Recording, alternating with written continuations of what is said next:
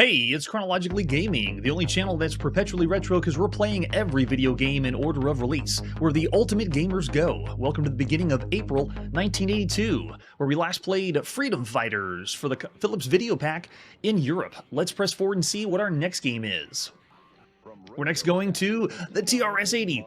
I'm always excited for the TRS-80 because they're getting really good arcade games out for it. This is Fury on the original TRS-80 or Model 3 TRS-80. This one we have a few screenshots for, no official box. So we're just going to pop in and play some. Fury, released at the beginning of April 1982 by Douglas W. Freyer. Way to go, Douglas. Published by Computer Shack. Gotta be just Fury, right? Let's load in and play some Fury.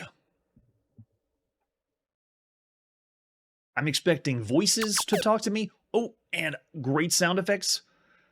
Oh, wow. Nice font, Doug Freyer. Looks pretty good. Okay, so space is advancing the page. I guess that gives us information. The Grey Warrior, Ikarin of the Outer Empire, Trinity the Gnome, a stout fellow, Bub Atot forever. Oh, these are the high score tables. I was like, what in the world? The lore is already going over my head. There's a falcon in the top right. So this is the high score table. Okay, space to advance page. Oh, okay, that's pretty much it. So one player to start. Let's see, we're in.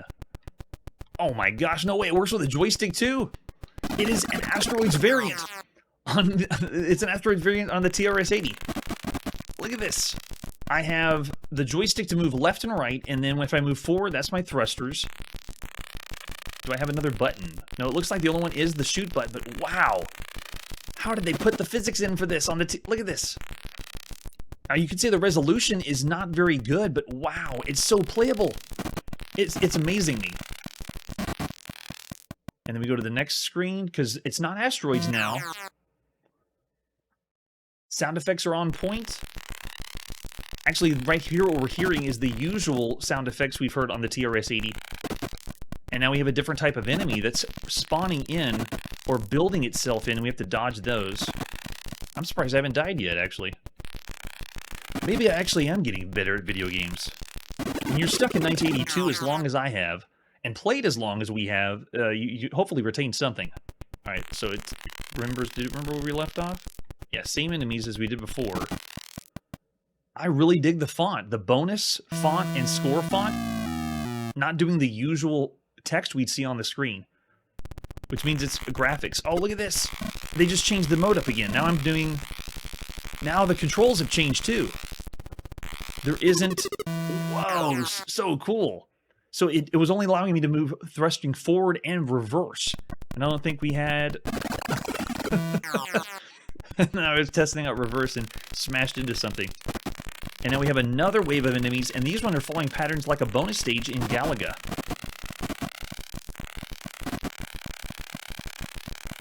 Once again, I'm pleasantly surprised.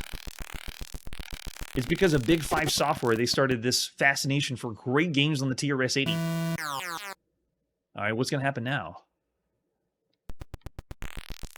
Okay, we're back to the regenerating enemies. Got to get out of the way for that one. Yeah, you have the ability to move your ship forwards and backwards, so not really following, like, space physics, but way more playable. Very, very fun. There we go, going on the side.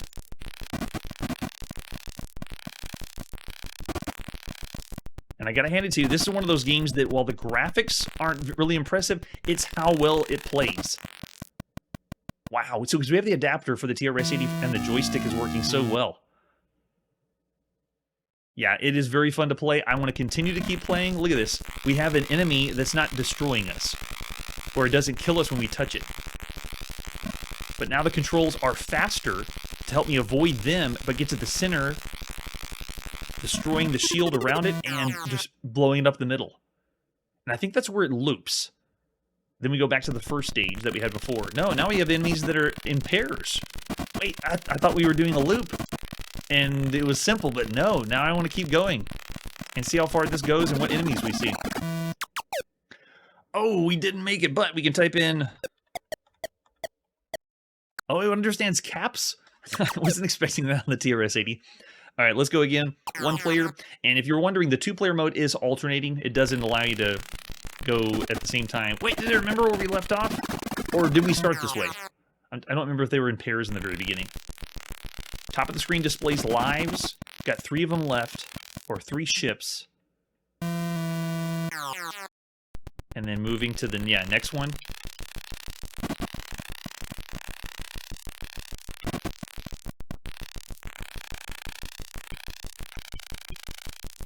Oh yeah, this is great. So that is Fury. Another one that feels like it's more polished and a really good arcade game. Not just let's jump in and play for a few minutes. This one actually, you want to see the next level, go further than that, and they change up the game modes. I'm going to go 3.5 stars for Fury. If you think of everything we've seen up to this point, the competition is a little more fierce in 1982, and it's still an above-average game. Fury is awesome. All right, so after that, what is next? We're next going to the Atari home computer. This is Galactic Avenger. Let's take a look at Galactic Avenger with the box. Oh, very nice artwork. It's probably another space shooter, but I mean, very well done. Sci-fi all over the place. Full color graphics, high resolution. This one's by Cosme. It has, for the Atari 400 or 800, you need the 410 cassette and then 16K of RAM. Okay, we flip over on the back, and they have an example of a screenshot at the top. Not really a real screenshot. And then it has the cassette inside and manual. And there's the 2 different systems, 400 and 800. Yes, using the Atari VCS joysticks. Love it. It looks like 10 different skill levels for this one. Rescue the hostages held in Galactic Federation starbase, recently captured by the dreaded Krell. Krell, isn't that the name of a movie that's going to be coming out this year? As you command the Federation Elite Strike Force. Yeah, box art's great. And there's our cassette that we're going to be popping in for Galactic Avenger with an example of the screenshot. We got the manual. The manual isn't anything too much. This looks more like an ad, actually. Games worth playing. That can't be the front of the manual, right? No way. Really? Is it an ad for the front of the manual? So this is by Ron Fortier and Mark Van Alstyne. Way to go, Ron and Mark. 10-level space attack. 16K is what you need for this one. And this, why do we need all of this for probably a space shooting game? So, the outermost reaches of Galaxy X, Zorb, is a quadrant made up of 10 consecutive sectors. In the middle of each of the sectors is a Galactic Federation starbase. 10 star dates ago, the outermost of these spaces sent out a distress signal. It seems the dreaded Krell Empire has overrun and captured the entire quadrant. Yeah, Krell, I've heard that before, or something similar to that in a movie somewhere. Each of the star bases is guided by 5 of the newest, most sophisticated starships ever developed by the Krell Empire. You've been selected to command the Federation's elite strike force, destroy Krell Menace, and recapture all 10 star bases. To accomplish this, you've been provided the Federation's mightiest battle cruiser. This is a lot of story. When I'm pretty sure it's just a Space Invaders variant. If you fail to recapture the starbase within 2 star dates, then it's transformed into a Krell battle station and fires a gravity imploder beam which destroys all physical matter in its path. That's what you need, and for loading we can avoid those because we got to load automatic. Disc or cassette. So there's our joystick. When we have it plugged in, the red fire button does that, moving left and right. Shields is, okay, pull back on the joystick for shields. And when you play it for the first time, it's going to ask for how many players, level, and class. Is it really 4 players? Well, you can have 4. Okay, probably alternating 4 players, because it's pretty cool. They're incorporating the 4 ports in front of the computer. That's great.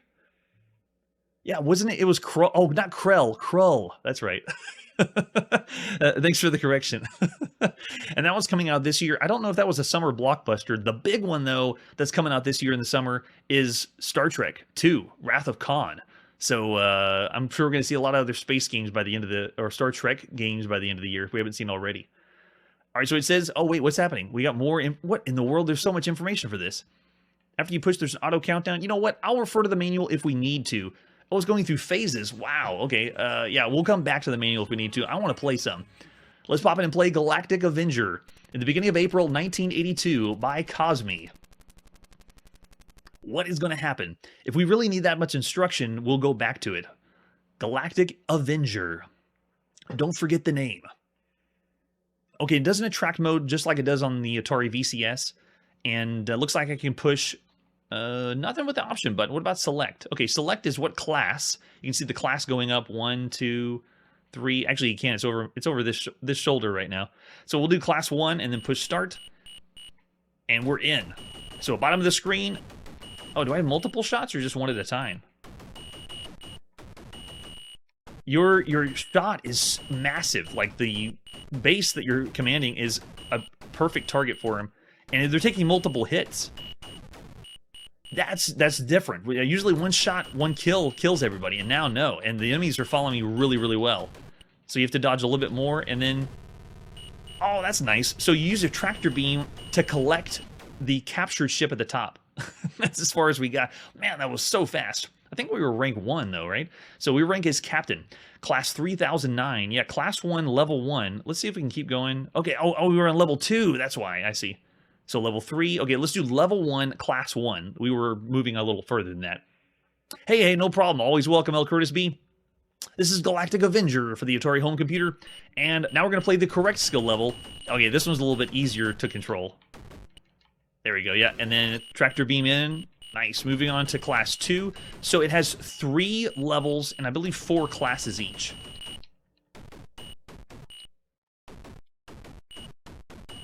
And you can just switch that up. Yep, tractor beam it in. I wonder if you can tractor beam before everyone's gone, or do we have to take out everybody in the Krell Empire? I never even saw the movie Krull. Was Krull the name of the character? Like Conan the Barbarian? I don't think it was the name of the empire or anything. Yeah, I can't use the tractor beam until all of the Krell Empire is dead. And now we move to Cadet. Oh, they didn't count it as a death, I hope. Okay, no, they didn't. So we're back on the same one. Okay, so let's do it again. Let's go... Oh, we still have enough players left. It repeats the skill level, I guess. Nice, I got it. Oh, that's right. It was the weapon that he used. I don't want to call it a hidden gem, but it's definitely forgotten. Most people aren't familiar with that one. Conan, though, is a huge inspiration. Conan the Barbarian is why we're going to get so many games with muscle-bound characters we'll be playing as. Everyone in the 80s had their shirts off, apparently. All right, so I want to check out a different skill level. It's not letting me reset. I'm just going to die, so it goes back to the opening. We got 3 players left. Let's just get shot. Come and get me. That Krell Empire looks a lot like a Space Invaders alien. All right, rank as cadet, class 1000. Are we done? It should go back to the demo mode now. Okay, it is. All right, so now we can go, let's see, level 2. That's what level 2 looks like. And then I think we were on level 3. Yeah, so we have 3 different levels. Let's check out level 3 and start on this one. Wow, they follow you like a magnet. Look how the... Oh my gosh.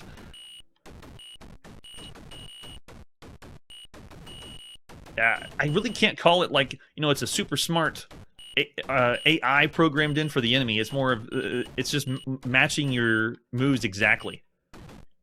Yes, we got it. And then, oh no! If we time it wrong, I think something else happens and we die. Nice. Okay, cool twist. Seeing some differences, you know, multiple shots for an enemy before they die, and then the way they're tracking your position is interesting, and then the tractor beam at the end is a nice touch. So it's just changing up the... when you have multiple levels, it's just the enemies are changing difficulty, making it a little bit harder. Yeah. So there's Galactic Avenger for the Atari home computer. Once again, very surprised with what we find. For all the games we've seen, I'd still say this is about average. Not doing something super amazing to push it into above average. So I'll say 3 stars for Galactic Avenger. Still a good time in 1982. And with that, let's see where we're going now. Hey, it is the Sinclair ZX81. And this is the game of Puckman. That's right, Puckman. If you thought it was only in Japan, it's not. Apparently they wanted to make something in the UK for Puckman. Let's take a look at the front of the box. Oh, it's tilted on its side. For the Sinclair ZX81 with 16K. Oh, that's like maxed out RAM on the ZX81, I believe. All the action of a maze game, I believe. No way. Is this going to be like... It's going to be... Yes, there's the screenshot. This is going to be Pac-Man for the ZX81. This I gotta see. So we just have some alternate versions. Here we go. Let's pop in and play the game of Puckman. Released at the beginning of April 1982 by Houston Consultants. Developed by John Hardman. Way to go, John. So this is the game of Puckman. Do we want to see instructions, demonstration? Sure, give me some instructions. You are in control of a small humanoid that's been trapped in a maze. Small quantities of food are scattered around the path of the maze. You must eat as much of the food as possible. They're still turning the pellets into food. If you do not eat this food, any movement that you make will decrease your energy level. However, the guardians of the maze do not like people eating their food, and so they will try to catch you. Luckily, humans are considered a delicacy, and so your body will not be wasted. What? Gotta be the most bizarre story of a Pac-Man variant. However, magic strawberries can be found in the maze, which have strange effects when eaten. If you don't eat a strawberry, all the guardians will begin to glow. When this happens, you can eat them, and then try to avoid you. Controls are: right is 8, left down, up. Okay, so it's just the moving around the maze. And if that sounds weird, take a look at the keyboard again for the ZX81, or if you're in the United States, the Timex Sinclair 1000. 5, 6, 7, and 8 are the cursor keys in that order. So just imagine you're on a spongy keyboard trying to use the number keys. No way. Oh, I had the pack to go to 64K. Gosh. That little beast of a system. Was that in Europe too, or just in the Sinclair 1000, the Timex Sinclair 1000? Yeah, and you have to be eating, or else you lose energy. Yeah, nice concept. All right, so this is control. Oh, there's more instructions. You also have one more control that will open the door to the cage in the center of the maze. You'll only need this if you get trapped.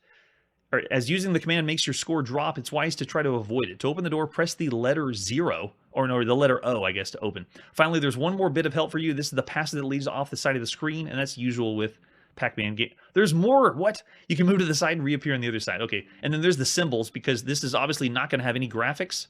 Yeah, walls, door, food. Strawberry is the plus sign, and then the humanoid, that's us. We're playing as an asterisk. So we get to control as an asterisk. Nice. That's fascinating. Okay, so however, the latter 4 will appear different as the cute and character board connected. Okay, got it. All right, we're ready. Play the game. Let's go. We are in. I'm playing as the asterisk. Look at me go. Oh, controls are different. If I tap the way I want to go, there's me picking up a strawberry, and I guess I can eat them now. Yeah, nice. When you say you want a way to go, it just goes, and it's like drifting. So whenever I say I want to move, for example, I want to go up here, I don't have to hold it down. It just continues to go. So you're kind of tapping your way around, like tap in different directions. I'm trying to see if the O's that are chasing us showing any kind of intelligence, or are they just randomly moving around the screen? Oh, that one was following me.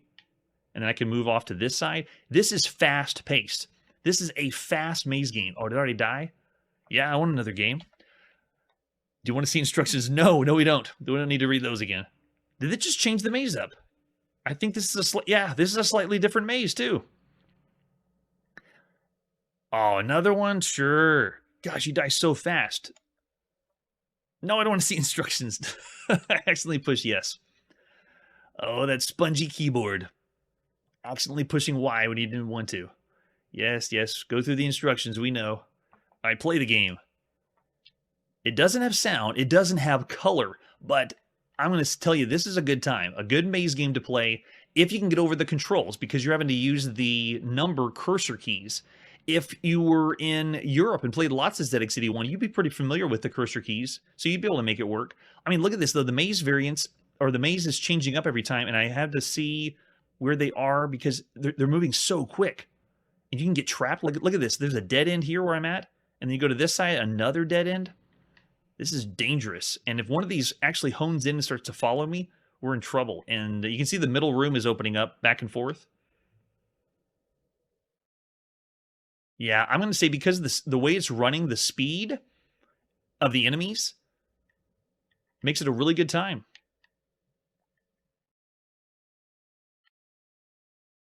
Okay, yeah, this is pretty good. I like this. All right, so that's the game of Puckman. I would keep playing that one too. Very bizarre for a ZX81 game from a top-down. I wasn't expecting Pac-Man to run this well. I'm going to still say, of all the games we've seen up to this point, that's pretty standard for, or an average game. I'm going to say 3 stars for the game of Puckman. I don't want to go above that just because it's doing what we've seen with other maze games before, and it does have no sound and it does have no like color graphics. But I'll still say 3 stars. It's a good time. Oh, Chiptune's going 4. Nice. Okay, sweet. All right, so with that, let's press forward and see our next game. All right, we are on the Commodore VIC-20. This is Gorf, the highly anticipated home computer port of Gorf. That's true. You have to think of the lack of sound, and you have to think of all the other computer games that we've seen up to this point. So while I would, if I was going to say ZX81 only, yeah, I'd definitely make that one 4 or even higher than that. But I'm saying all the computers we've seen so far, yeah, you really can't, I wouldn't say go higher than average. All right, for Gorf, let's take a look at the box for Gorf. No accessories required, plugs directly into your VIC-20. This we're going to use on cartridge. 4 completely different space games: Astro Battles, Laser Attack, Space Warp, Flagship, the Bally Midway Classic, that'll give you hours of space action fun. If you remember it in the arcades, it's kind of like going through the history of space shooters, and now you can play it on your home computer. I believe this is the very first way you could play Gorf at home that we've seen. Outside the arcades, this is the very first one, and there is the cartridge for Gorf. All right, and we also saw the ad. There it is. They're playing it over on the ad with William Shatner. Let's take a look at the manual for Gorf. 4 completely different space games. Yeah, it was pretty impressive in the arcades. How do you play this Gorf game? How do you load it? You just put the cartridge in, like it's a console. And then adjusting the screen position, use the cursor keys. And there it is again on the Commodore. Eliminating screen flutter. Was that a problem on the VIC-20? Controlling your fighter. Use the joystick to pilot the ship. Push it forward to move toward the Gorfians. Pull it back to retreat. Moving the control left and right evades the enemy from side to side. Press the button to fire your quark missiles. That's right, the quark missiles. Oh, yeah, maybe if it does. I'm not sure if... Yeah, the arcade sure did. You can fire several short-range bursts, but long-range missiles will be eliminated by continuous fire. So Wave 1 is the Astro Battles. Wave 2 is the Laser Attack. Wave 3 is the Space Warp. Wave 4 is the Flagship. So I think they're doing all the what the arcade had.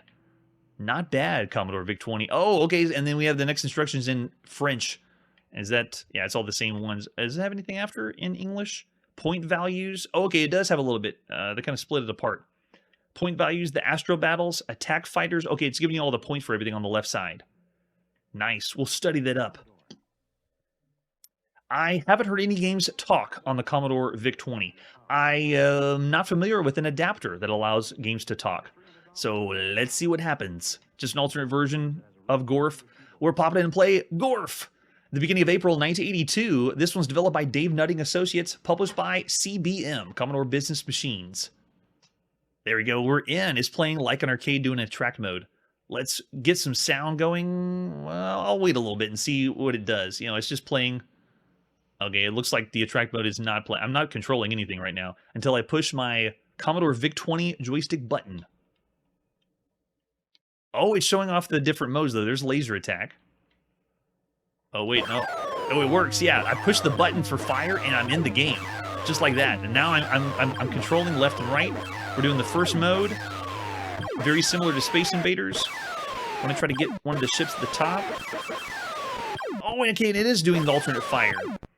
I'm calling that excessive fire mode, where whenever you play the game, you have one shot, like Space Invaders, and you can wait until that shot misses or hits its target. But excessive fire mode means I can continue to fire like this, but it has a very short-range shot, so it's still one shot. And it can be a little risky moving up closer to the top. We got a solid blue background, and oh, nice. Mission 2, Laser Attack. It plays really well with the controller. Joystick for Commodore. No, don't get me.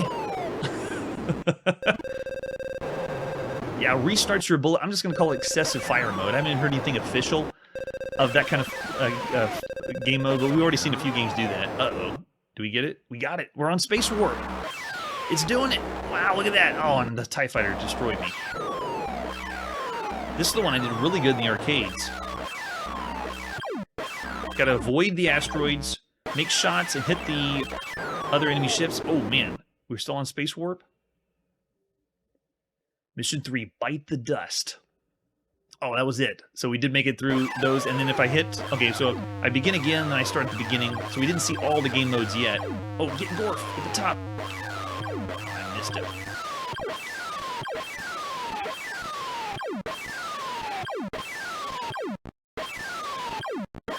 So, fun fact, did anybody hear about Miss Gorf?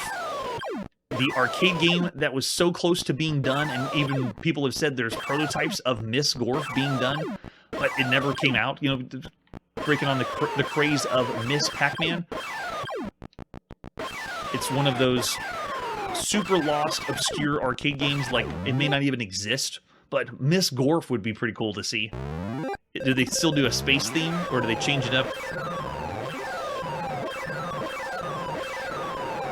Oh yeah, Gorf's gonna die, son. I really like how this controls for the VIC-20 game, and it reminds me of the polished game we played, Lunar Leaper, on the Commodore VIC-20. Very well done. No, get out of the way, Gorf. Wow, and he even fires shots at me? Okay. It feels like I'm overloading the sound chip of the Commodore VIC-20, but don't believe it. Didn't advertise sound, but I don't even know for sure if the Commodore VIC-20 could do sound. Okay, here we're on the Mission 4 flagship. Destroy the flagship.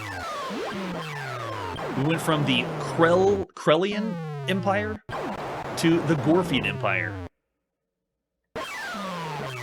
Look at that. How are they displaying a giant ship like that at the top? It's got to be an amalgamation of... Oh, we got it! We broke through. All right, Mission 5, Astro Battles.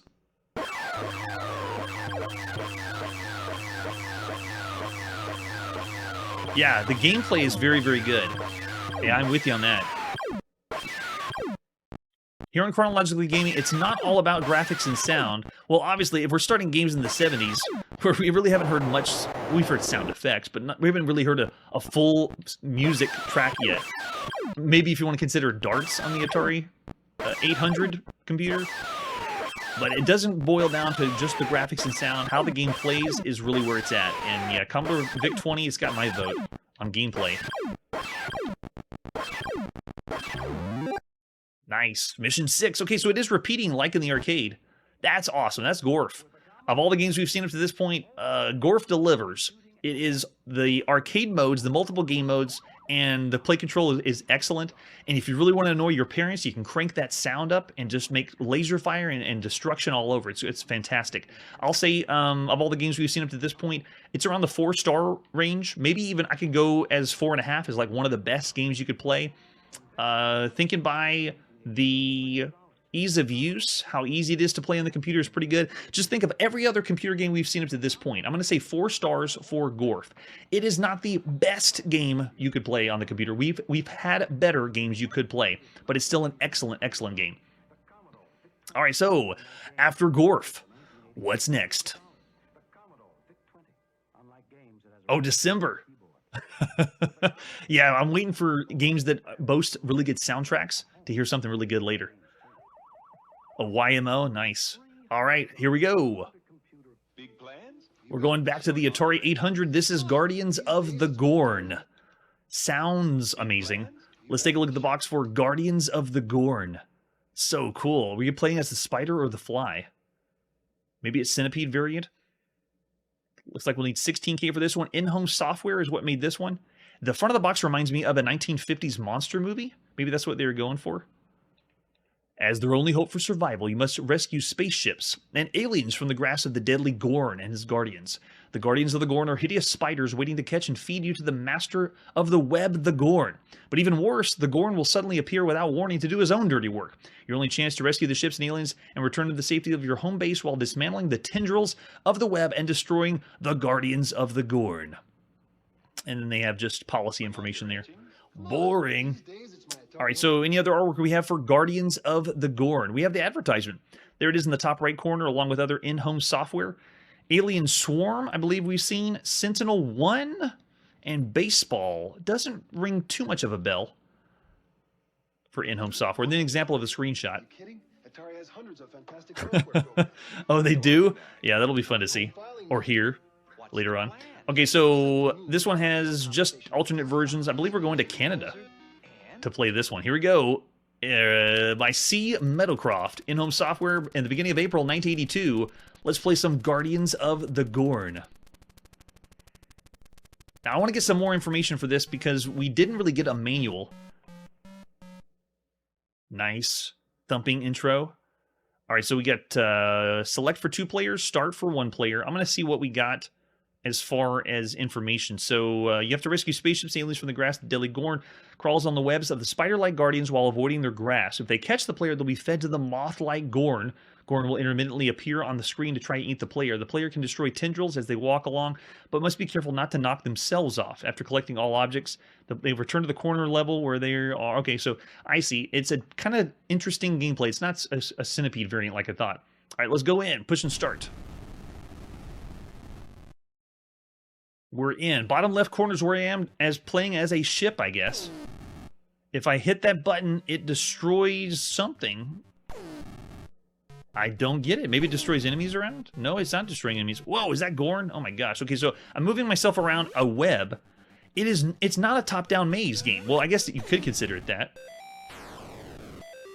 Whoa, okay, what just happened? I was on one of the threads of the web. When I use my only attack, I'm hitting the red button on the Atari VCS. I destroyed the enemy, but the thread was destroyed. So I'm not exactly sure how to take care of the enemy. Oh my gosh, yeah, so there's Gorn. If he flies by and grabs you, that's it. You already lost a life. But the maze layout is really cool. All right, let's try it now. Oh, it didn't work. It didn't destroy him when he was right behind me. And then Gorn takes you away. The Guardians got me. And we're already at game over. I do enjoy the top-down map. Playing instead of a maze game, it's like a spider's web. It also reminds me of when you play games like Galaxian, how the enemies look like insects even though you're in space. Really cool idea. All right, so we're making our way around, rescuing all of the flashing lights. Those are our buddies. I'm on the right side, top right now, as the white spaceship. So that means the front of the box is Gorn is on the front, and... Oh, okay, I gotta make my way back to the bottom left. You move slower when you've collected everybody. Oh my gosh, so I need to understand how you destroy the enemies. Let me try one more time since we didn't have the manual. You can destroy tendrils as they walk along them. Be careful not to knock themselves out. After collecting all the objects on the screen, the player must return to the corner level where they started. You have 3 lives and all is lost. And it's game over. So whenever I try my attack, it destroys the web, but it also destroys me. Like, is there a way to do it? Okay, that worked. Let's try it again. Here. Oh, it works. So you have to go to the very edge of one of the areas. Let's see if I can lead this guy over. Oh, and there's Gorn trying to get me. No. When Gorn shows up, all the players you're trying to collect go away. All right, so I think I can get this one. Oh, I pushed the button too slow. And then Gorn shows up. That's a really cool effect, seeing the giant moth swing over and pick you up. Yeah, when I tried on the thick web doesn't kill the enemies. Here, I'll give you an example. Let me lead this guy. Maybe he won't come over. Okay, I'll go collect someone else. If I do it right now, it didn't do... It's not destroying it at all. Gosh, yes, you have to avoid them. And then that means on the thin web, you have to be near the edge to lure them. So different tactic. I've never seen a game that does that. It is a challenging arcade game, but still very, very fun. Never even heard of it. They're also doing like awesome sound effects as you move around, like you're playing an arcade game. All right, let's see if this guy... He's not going for me, so that's good. All right, I'm going to try to do a rescue attempt on this side. Oh!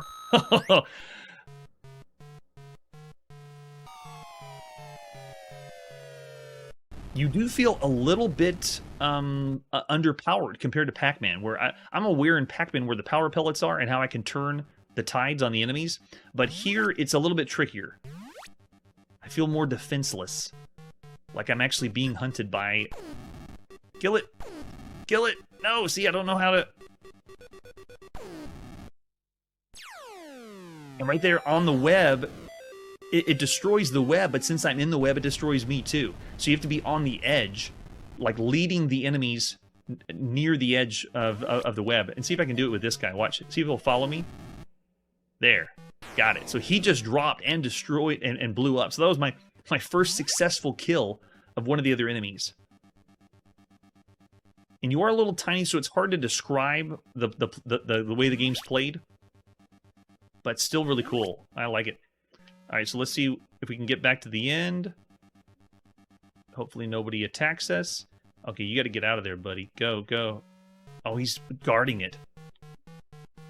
And I just avoided Gorn. I don't know how I did that. Okay, he's out of the way. Let's go, go, go, go, go. Quickly. We made it!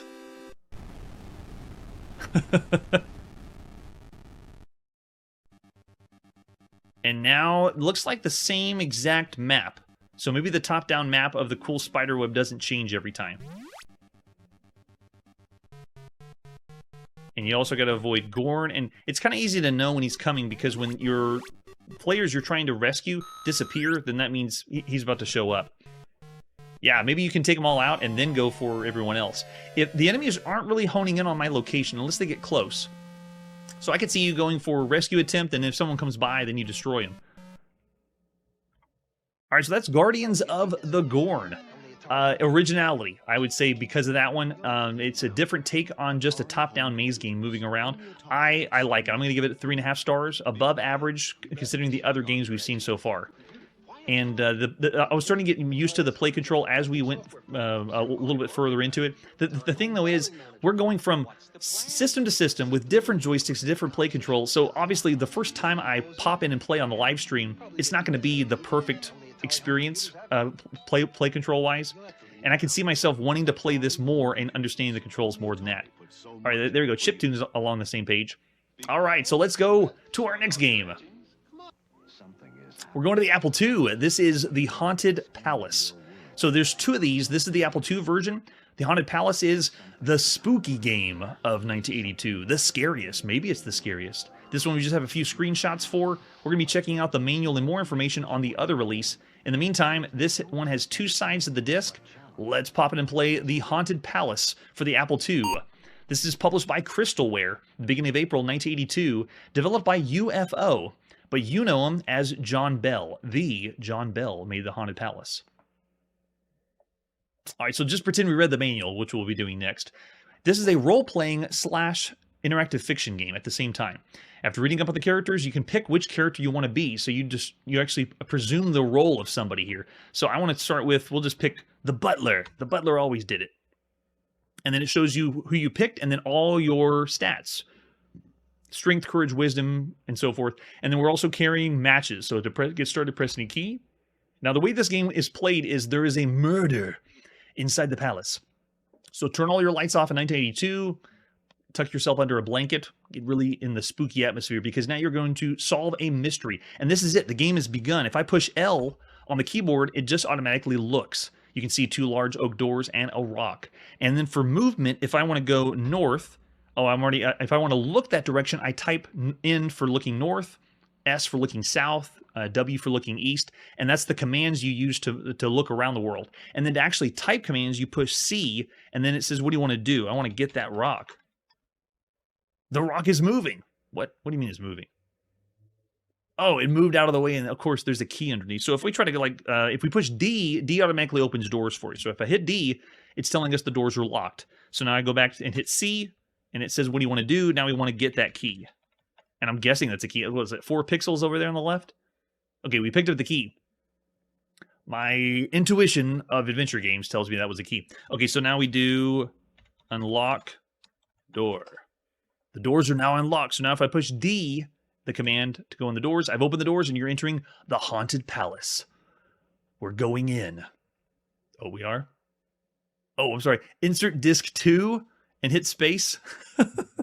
Okay, we'll pause there because this is one of the variants that we're playing, and I'll continue in the other variant, but just give you an idea of what this game is like to play.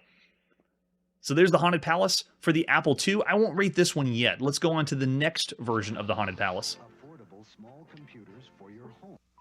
And here it is, the Haunted Palace for the Atari home computer. This one we have a lot more information than the Apple II one. and you can see a little bit more of what it's like. Let's start with the front of the box, or possibly front of the manual. That is telling you about to play a horror game, all right. It looks like the ghost in Ghostbuster, the librarian, when she bursts into the front of the screen. Freaky stuff, man. This looks homebrew, like most computer front of the boxes. And then this is the advertisement flyer, Crystalware advertisement flyer. Can we even see where it is? Oh, at the very bottom. This one says it's $50 for a haunted palace. There's been a murder.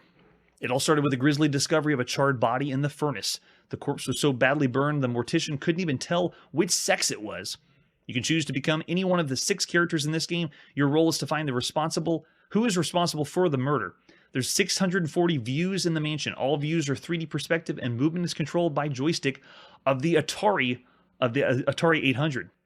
And there's a $500 prize for the first person to solve the mystery. Another one by Crystalware where you get money.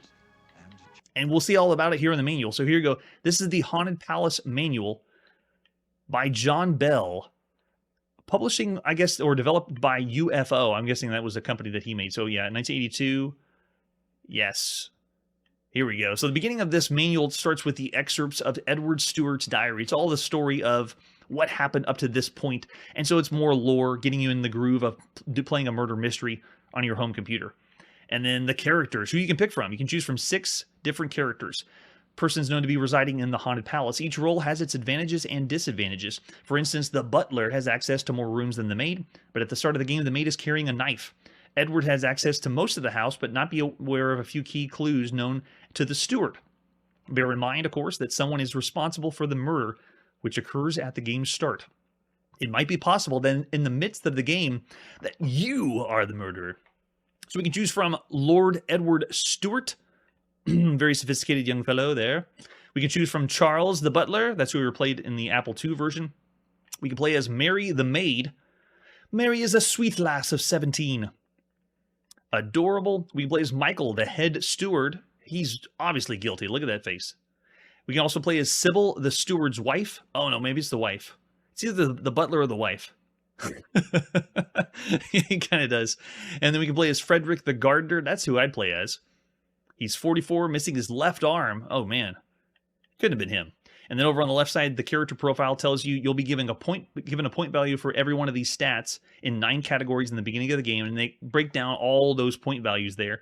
After you choose your character, the point values will appear, and you can find yourself standing at the front palace of the door. The first challenge is how to get in. If you can't figure it out, there's a clue upside down on the bottom of this page. If you can't figure out the rock, the key under the rock gag, I mean, come on. Huh? What? Am I in a video game?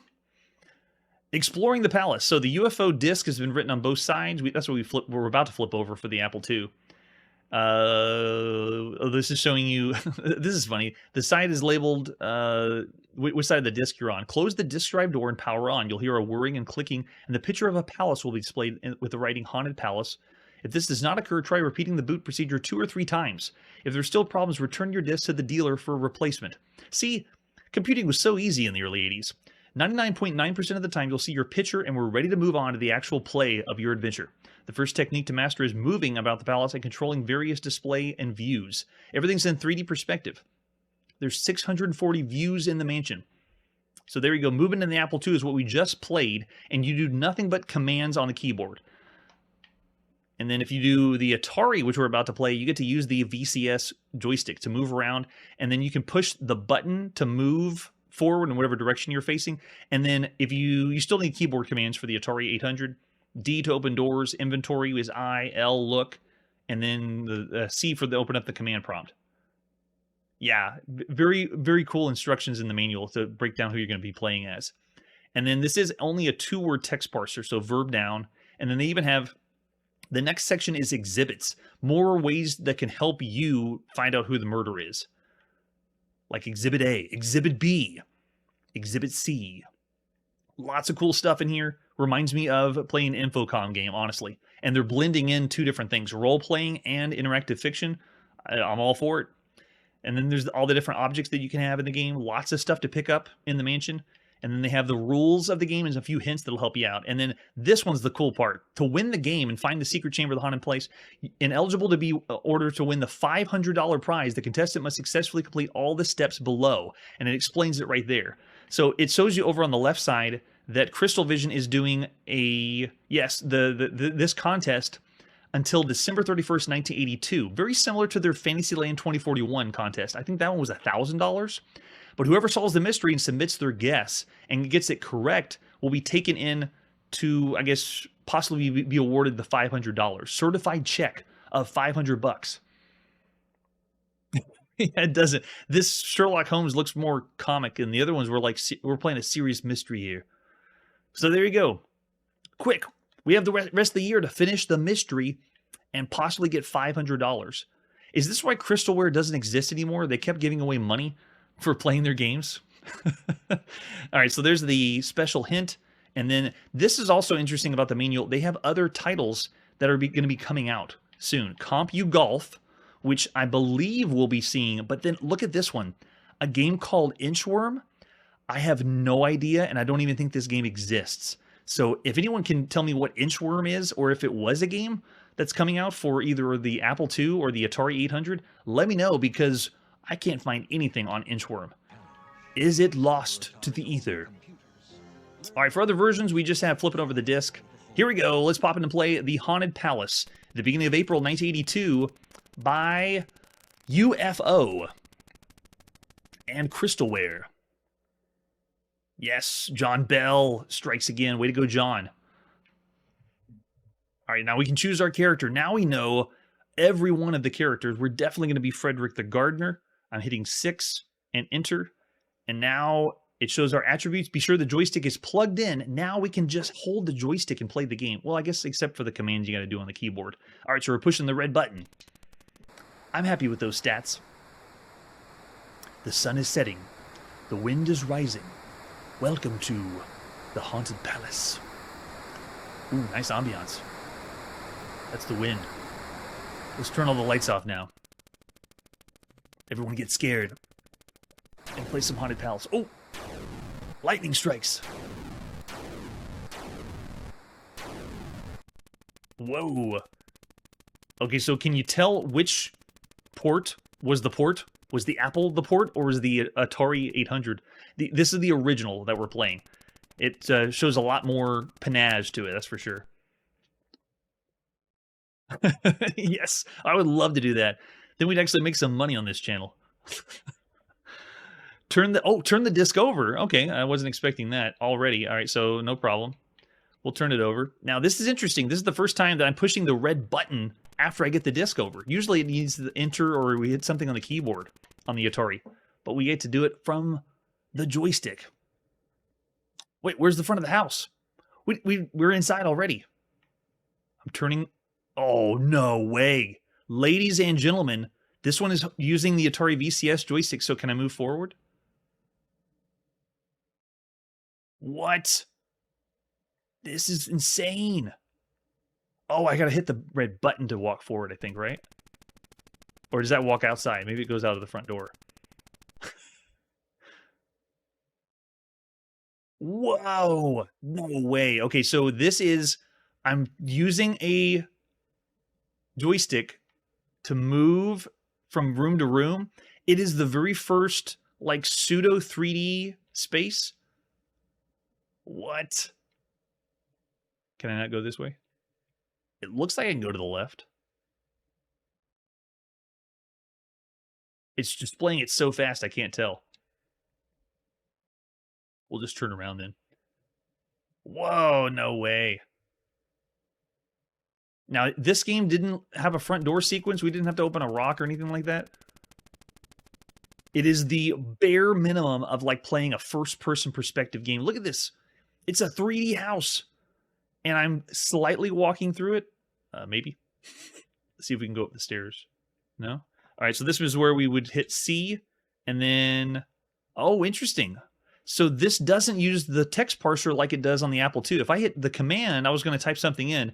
Then it says drop, climb, no action, get object, use baggage, use... So I'm going to say 2 for climbing stairs.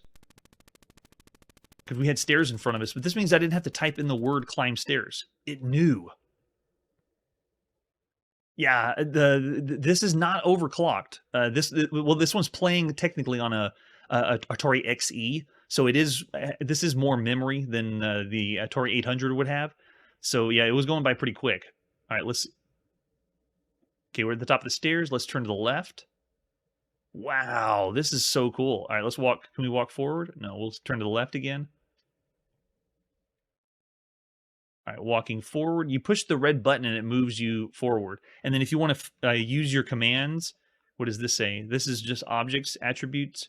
Okay, so we'll just do nothing. Hit return. And that means that if I want to do inventory, it should be I, right?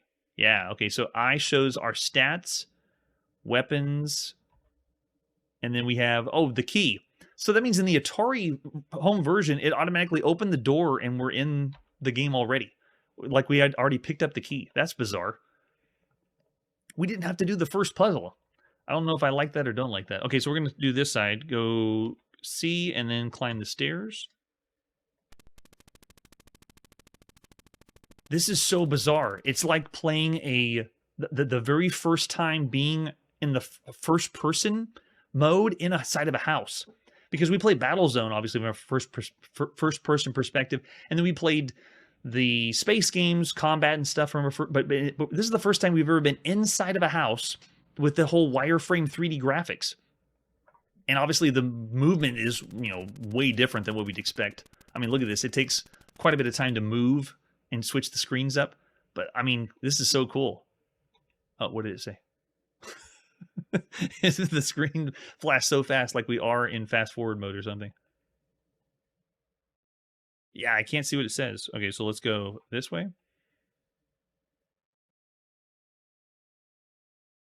So cool. That means we can move room to room. That means I need to try, is it D for door? Oh, not possible? Okay, we'll walk forward then. See, that text, it stayed on the screen. It didn't flash across. I'm not sure why.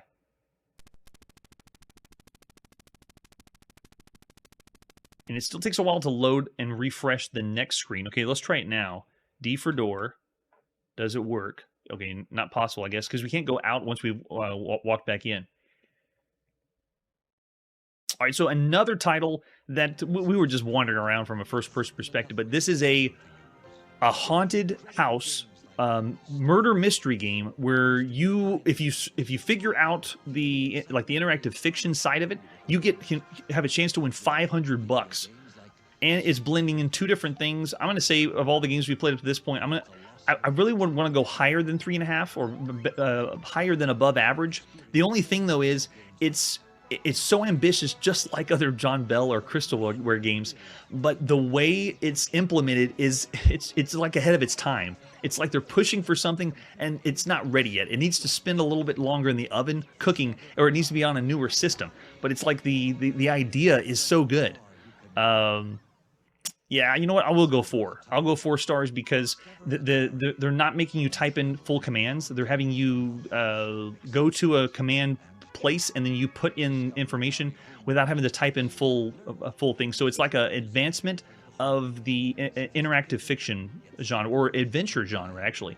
So yeah, I'll say 4 stars for Haunted Palace. And so for the Apple version, this one I'll still say it's not exactly the same. It doesn't use the joystick control, so I'm going to go 3.5 stars for this one. So 3.5 for the Apple II, just above average, and then the other one I'll say excellent, 4 stars. Yes, it is very comic, right? Oh, EC Comics, yes, definitely. All right, now let's go to our next one. Let's go. We're now on the IBM PC, and this is the Hermit's Secret. What is the Hermit's Secret? Another one we don't have a box for, just a few screenshots. Let's pop in and play The Hermit's Secret, released at the beginning of April 1982. So you want to challenge the Hermit. Would you like instructions? Yes, I would. A hermit lives somewhere around here, at least that's what the local people say. Rumor has it he's been guarding something, probably a fortune in gold and jewels, that will make the finder fabulously wealthy. People also say a lot of adventurers have vanished in this area, never to be seen again. If you really want to take your chances trying to uncover the Hermit's secret, I'll help you all I can. Direct me with 1 or 2 words, and remember that I never look at more than the first 6 letters of any word. Okay, it's the classic text parser. If you want any general hints, type info. If you can't know what to do, type help. Good luck on your adventure. You're in the middle of a pleasant grassy meadow. To the south, you can see some buildings. To the northwest, a small pond glistens in the sunlight. There are mountains to the north. So this is the let's play another game like Colossal Cave Adventure, basically. I really hope not. All right, so let's go southwest. You're in front of a big red barn with a white roof. There's some straw littered around here, and there are a few chickens busily scratching in the dirt. The door is south. Okay, let's go south. There's a large empty can sitting here. Get the can. Okay, and let's go north. You're standing in front of the barn. Let's go east. East side of the meadow, north of the fence. There's farm buildings to the east and west. Let's go east again. You're standing just north of a nice little yellow cottage with green shutters. The kitchen door is south of you, and there's a large meadow to the north and east. There's a tall stone silo to the southeast. Oh, that's true. Wasn't it? Yeah, it usually only did 3. That's true. So I guess we could say it's an advancement of the 2-word text parser.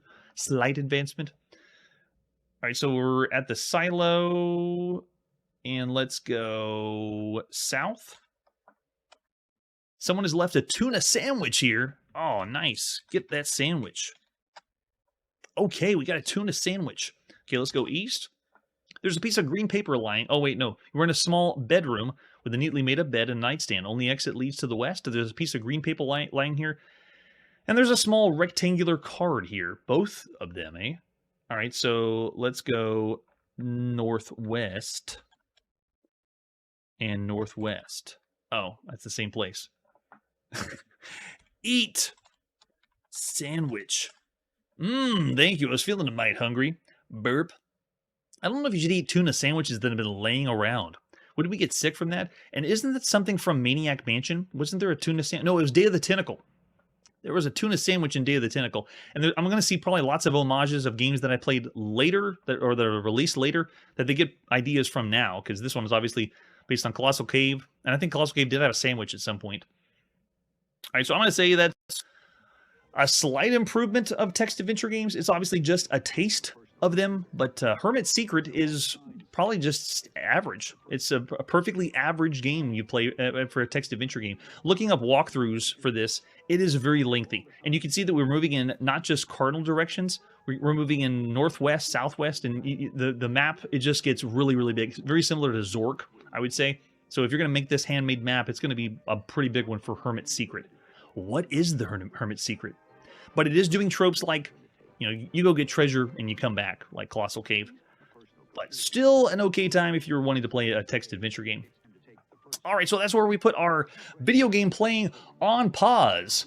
Of all the games we played up to this point, what would you rate them on our 5-star rating system? Is it average? Is it below average? Is it broken? If it's one of the best games you could play at the time, well, coming up soon, not quite too soon, but in April, we're going to see some of the best games you could play in 1982. So really excited for that. That's it for today, and like I always say, if you got a computer, make sure it's plugged in before you turn the power on. Hey everybody, thanks for checking out the channel and joining me on my quest to play every single video game in order of release. We'll be streaming live every weekday at 9 p.m. Central, so join us and let us know if we missed any games along the way. This video would not be possible without Launchbox, RetroArch, and MAME. Tell all your friends there's some crazy guy named Chronologically Gaming trying to play every single video game. We have links down below that'll send you to places like our Discord and Patreon, and one that says all the video games we've ever played. If you go there, it's a list of everything, and you can click right to the game you want to see. Chronologically Gaming is the name to look for. We are perpetually retro, and we will catch you next time.